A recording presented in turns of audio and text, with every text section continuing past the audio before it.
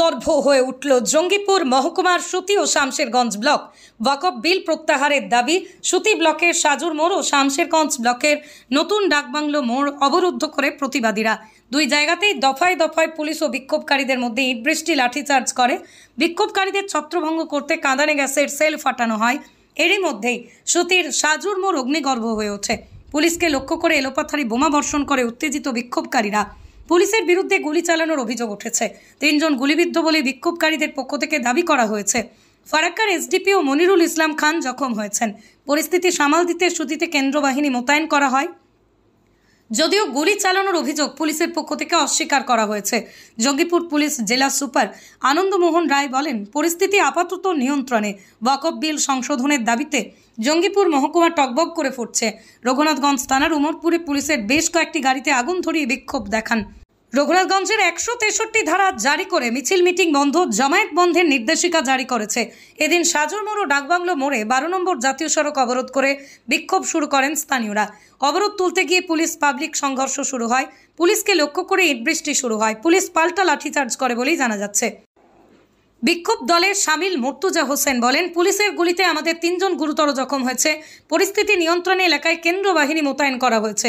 প্রশাসনের পক্ষ থেকে জানা গিয়েছে, ইন্টারনেট পরিষেবা বন্ধের সময়সীমা আরও বাড়ানো হবে। এদিকে 2019-এর এনআরসির ঘটনা থেকে শিক্ষা নিয়ে মুর্শিদাবাদের সমস্ত রেল স্টেশনে নিরাপত্তা বাড়ানো হয়েছে।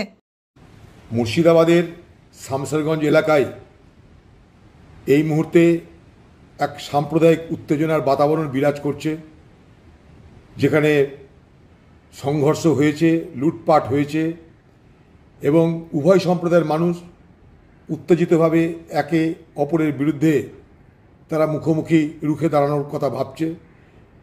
তার মধ্যে কিছু অসৎ দুর্বৃত্ত ব্যক্তি তারা সেই সুযোগে দোকানপাট লুট করার, মল লুট করার চেষ্টা করছে। এখনও পর্যন্ত পুলিশ সেভাবে মোকাবেলা করতে নামতে পারেনি। আমি মুর্শিদাবাদের পুলিশকে বলবো, আপনারা মোকাবেলা করতে দ্রুত নামুন, কারণ সবাই জানে এই মুর্শিদাবাদ, মালদা এগুলো সেন্সিটিভ এরিয়া, সবাই জানে, প্রশাসন জানে। তা সত্ত্বেও কেন প্রশাসন এখনও পর্যন্ত সক্রিয় হতে পারছে না আমার প্রশ্ন।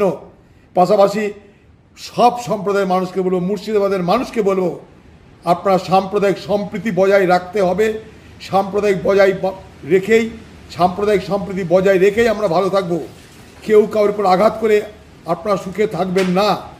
আমি হাত জোর করে অনুরোধ করব হিন্দু মুসলমান উভয় সম্প্রদায়ের মানুষকে যে আপনারা এই ধরনের সাম্প্রদায়িক উত্তেজনা থেকে নিজেরা বিরত থাকুন এবং আইন মোতাবেক প্রতিবাদ করা হলে করুন, প্রশাসনকে বলুন, কিন্তু নিজেরা আইন হাতে তুলে নেওয়ার চেষ্টা করবেন না।